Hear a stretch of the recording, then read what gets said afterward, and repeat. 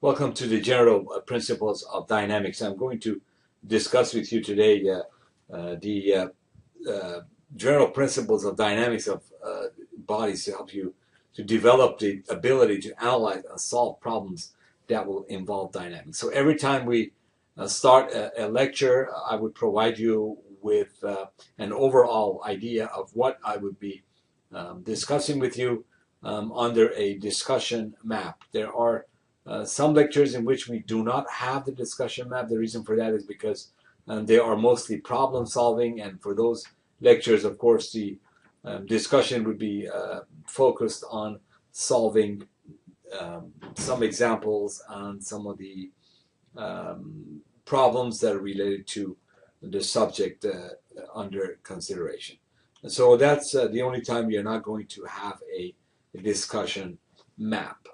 Let me first go over the differences between statics and dynamics, since statics is a prerequisite for this course dynamics. Both statics and dynamics, they're plural. That's the way the science is called. So don't get confused by static or dynamic. The science is called statics and dynamics. Very important for people that are not familiar with certain terminology to first get yourself familiar with the terminology. Terminology is like the language of that particular field or that particular course, and without having a good terminology, good command of the scientific language, it's going to be very difficult to understand what we discuss here. So from your statics, you know that in the statics we work with the bodies at rest. We mentioned that either there would be no motion, no velocity, no displacement when we're talking about statics, or in case of any velocity, the velocity is constant, that it doesn't, there's no change in the motion of the body. So later on we are going to discuss the Newton's laws of motion, first, second, and third laws, and there we would pretty much expand that further. So in dynamics, the bodies are allowed to accelerate or decelerate. So in dynamics, everything is either would move or have a tendency to move, or actually slows down, or it stops, to put it in simple terms. So there would be different types of motion we would be discussing. Some involve acceleration, some involve deceleration. The way the path of motion is different. We would discuss all that. But here, I want you to have a good understanding of what the difference is between statics and dynamics. In statics, we assume equilibrium of bodies, and we use only the static equations. You may also know from your mechanics of materials that there we discuss the relationship between the loads, and we discuss stresses and how a body would deform under an application of a load, or what we call deformation response. So we discuss all that there. So in dynamics, again, long time ago, when people start observing the nature, and later on, as we advance to today, we pretty much understood by experiments that the motions occurring in nature are the result of interactions between the various bodies, and this interaction and including all the bodies and all the interactions that are involved, it is going to be called a system. A system that would we consider that system, and then we try to analyze the system and find the unknown. So that's really the core of the dynamics. So there are two major portions to dynamics. One is called kinematics, and the second branch is called kinetics. So we would be pretty much differentiate between the two. Kinematics would describe the motion of bodies, but it doesn't consider the cause of the motion. So in kinematics, we really are not considered, or we are not concerned with the cause of the motion. Whereas in the kinetics, we would study the relationship between the all this interaction and the mutual influences and the resulting motion, which is called kinetics. So it's important to be able to distinguish between kinematics and kinetics, because we would refer to this and the way we analyze them, because in one we are not going to consider the cause of the motion.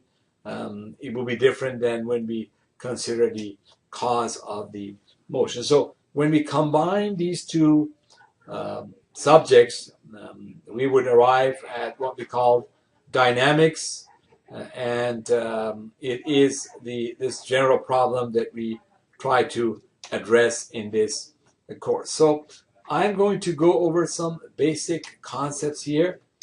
There are some quantities and what we call idealization. When we talk about the quantities, it's the real situation, what we deal with in the real world. And then idealization, of course, is our ideal scenario. So I put them side by side to be able to give you a more clear and complete perspective of the basic concepts. The quantities that we deal with in dynamics, they include length, they include time, they include force, and they include mass. And we would look at each of them one by one. So what does length tell us as far as the position of a point or a body? It gives us the location, it gives us the position, and depending on what kind of quantities are we given as far as the dimensions are concerned, length is concerned, we also be able to get the size or determine the size. Secondly, the second quantity is time. Time would help us to understand the succession of the events, which one comes first, which one comes second. As such, we'll be able to calculate the velocity, calculate the location with respect to time. So one of the variables here, in addition to the length, is the time that we are dealing with in dynamics. And we also consider force. We extensively talk about force in this class. In simple terms, we're talking about push and pull, but in reality, force is an action which tends to change the motion of a body, whether it would accelerate or decelerate. It deals with an action which tends to change the motion of a body. That's where what we mean when we discuss force. And the mass, of course, is a property of the material. In the next slide, I'm going to give you a more precise definition of the mass. Now let's take a look at some idealization here. If we neglect the size and the geometry of an object, it makes it easier to do the calculations. So in that case, it is possible sometimes that we model an object with a point or a particle. We also talk about a rigid body. This is extremely important to understand. When we talk about rigid body, we assume that all points, because any rigid body is made of points, we assume that all points within a rigid body remains in the same position with respect to one another. And so there would be no change in that position. So there would be no deformation, basically, of the body itself. So when we talk about rigid body, that means there would be no deformation, because when we have deformation, whether it's tension, compression, whether depending on which side and what fiber is under tension or compression, then we need to understand that we must always keep that assumption in mind, that we're talking about rigid bodies.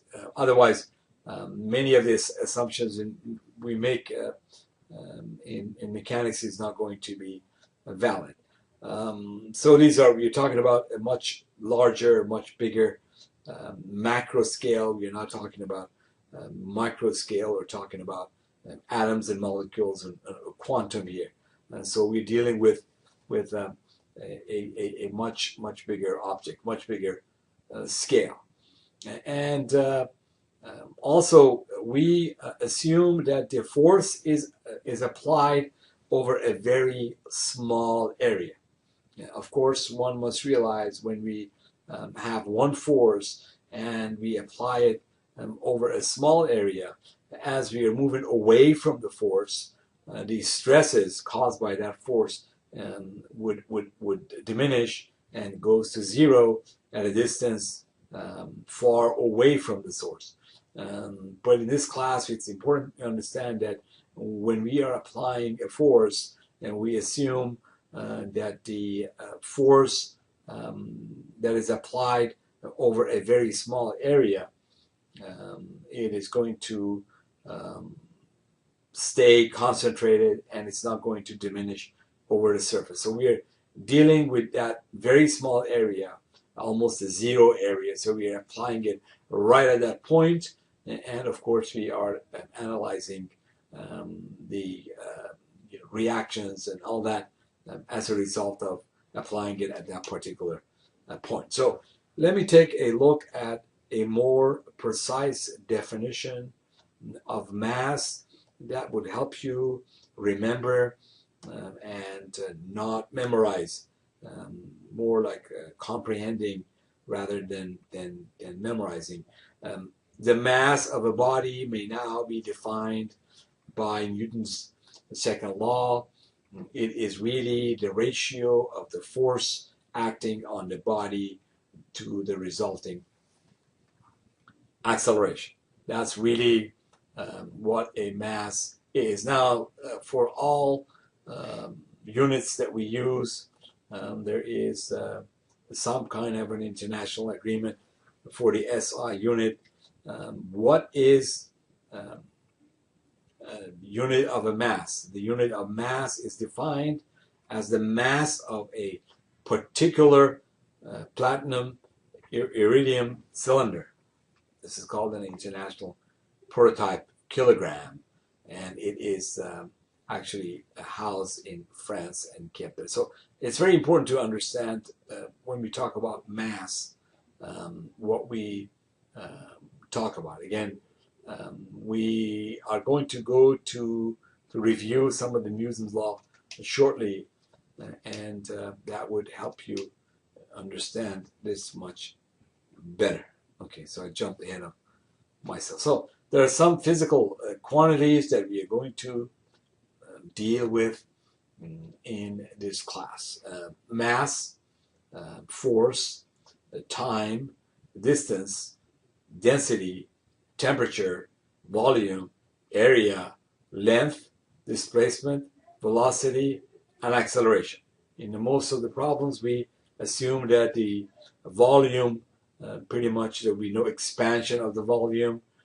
Again, some of these qualities, they are interrelated, they are related to one another, but these are, I want you to understand the distance, displacement. Again, they're different, and of course we would define all of them in due time. Difference between velocity, acceleration, temperature, all that. So you guys know some of these stuff already from your physics. It's very important for me to go over the difference between a scalar quantity and a vector quantity. So there's a difference between scalar and vector. Scalar quantities, they described only by the magnitude. There will be no direction or pretty much the point of action. They are presented by lowercase or in italic form. I give two examples here. The vector quantities, and they are described by a magnitude. A vector also has a direction and has a point of application. It's really the basic difference between vectors and scalar. I'm sure you have done, you've learned this from, if you had vector calculus, from vector calculus, if you got physics, which is a prerequisite of statics, which is a prerequisite for this course, and you've been exposed to that. And here I'm just providing you with a review and the notation that we use for this class. So vector described by magnitude, direction, and a point of application. In the book it's shown by boldface, but when it's handwriting, we either show it by a letter like vector R or vector A with an arrow as shown here on top of it, just like that. Or sometimes it may be represented by the bar above the letter. The magnitude of a vector is shown by an absolute value, the way it is shown here. This gives me just the magnitude without giving me any other information as to the direction of the vector itself, in which direction is being applied. So again, the R, absolute value of the R, would show me the length of the vector in this case. And the vector has a beginning and has an end. The way it is shown, the arrow points to where the load is applied, or where the vector is applied, or the direction in which the vector is pointed to, and that shows the way we see it here. So let's review some of the Newton's law, Newton's laws. So the first Newton's first law is very important for this class and for all engineering classes. If we have a body that is at rest, the body tends to remain at rest. And if we have a body in motion at a constant velocity, it will tend to maintain the velocity. So it doesn't want to change its velocity. Now, there are also other forces that are involved when we look at a body in motion. Of course, you will have friction and other types of forces that tend to pretty much change the velocity of an object in motion. But again, when we're talking about Newton's first law, it is pretty much defined by two lines. A body at rest tends to remain at rest, and a body in motion at a constant velocity will tend to maintain its velocity. Extremely important to understand that. Newton's second law states that the change of motion is proportional to the moving force impressed and takes place in the direction of the straight line in which such force is impressed. Again, this is the same thing as saying that the force, the line of the force has a tendency when it's applied to a along the line of action, and that the change of motion that is caused by this force is pretty much proportional to the mass and the acceleration. So that's where F equals m times a. One is, F is the force, and m is the mass, and a is the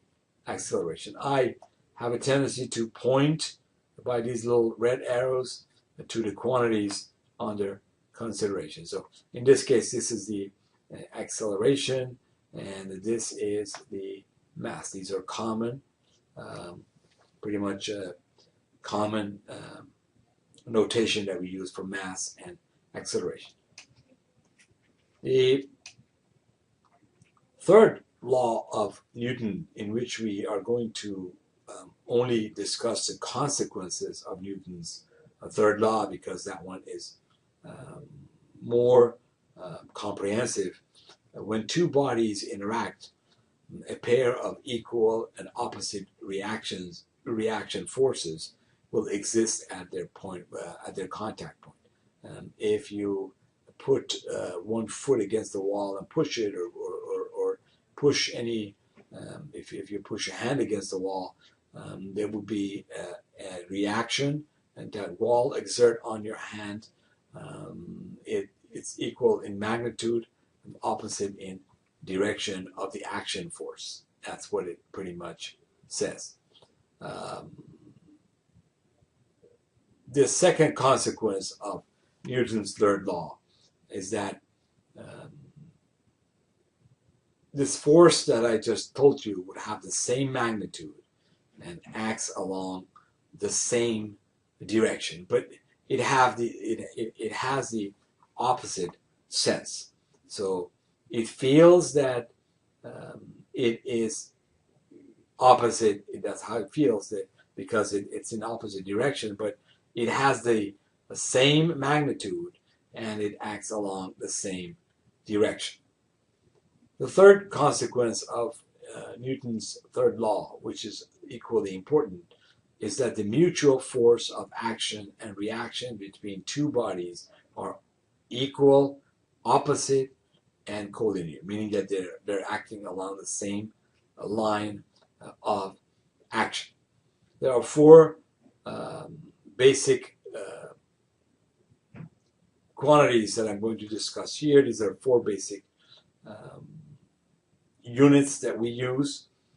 One is a kilogram, and Newton, that's in the metric system. One is the mass. For mass would be, for mass is measured by kilogram, and the force is measured by a Newton, and this is in metric. In U.S. customary units, system of units, we have the slug, which is again a unit for mass, and pound per foot, or pound foot, not pound per foot, but pound foot, pound multiplied by foot, which is the force. Pound per square inch or square foot is the unit for stresses, or for the stress from your strength of material. So let's take a look at the gravitational law here. If you have two particles of mass m1 and m2, m1 is shown in blue, m2 is shown in green, and the interaction of these two particles would be defined as such. The force F1 and force F2 would be proportional to the masses, to their distance, and we also have a universal constant of gravitation, G, capital G. That's important here to understand. That's 66.73 times 10 to the power minus 12 cubic meter per kilogram second squared. That's important to understand. So this gravitational law may help us to define weight, W. So in this case, M1, the mass of M1 is away from M2. It's important to realize by a distance R as it is defined here. So, of course, when you look at this equation, the larger the R, the distance between these two particles, the larger the distance, of course, they will be, this force would be less. This is in inverse proportion here. So as we are increasing R, we would, R squared would be a larger number, and that would, because it's an inverse relationship, then that would bring F down. As we increase the masses, of course, knowing that the G is a constant number, of course, we would increase the force if we keep R a constant. So the three parameter here, M1, M sub 1, M sub 2, and R, of course, plays a very important role in F, in calculating F. So using the same principle, we arrive at the formula W equals mg. The W is the weight, m is the mass, and the g is the Earth gravity. So W is mg. 9.81 is for G in metric system, and for US customary 32.2. So that's important to understand. We do a little unit conversion here to calculate W. There are 4 basic units that we use in this class: length, time, mass, and force. These are basic quantities. You need to know how to convert these units from SI to US customary. It's important. Some problems in this class would be given in SI, and some would be given in US customary units. So it's very important for you to be able to convert between the two major units. One is what we deal here in America, and the other one is the international metric system. So again, in this case, note that we use bars to denote forces or vectors. F in this case is not a vector; it's just a scalar form. A is the acceleration. F, again, there's no vector here involved. So that's important to realize. So what is Newton? Newton is nothing but kilogram meter per second square. So every time I use, if we give the unit of Newton, it's kilogram meter per second square. The best example is Wm times G, and for a mass of 1 kilogram, what would be the weight? And the weight would be 9.81. So kilogram really is not a unit of weight that we use when we weigh ourselves. Um, so it is really a unit of mass.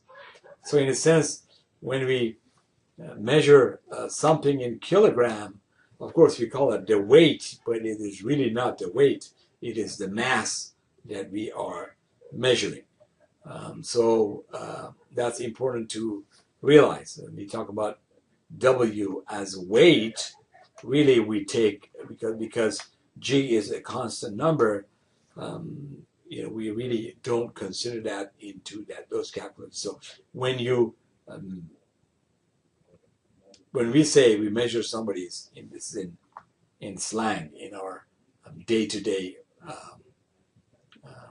vocabulary, when we say something is 1 kilogram, it is not its weight, but it is actually its mass. The weight is 9.81 times that. So keep that in mind. That is for metric only.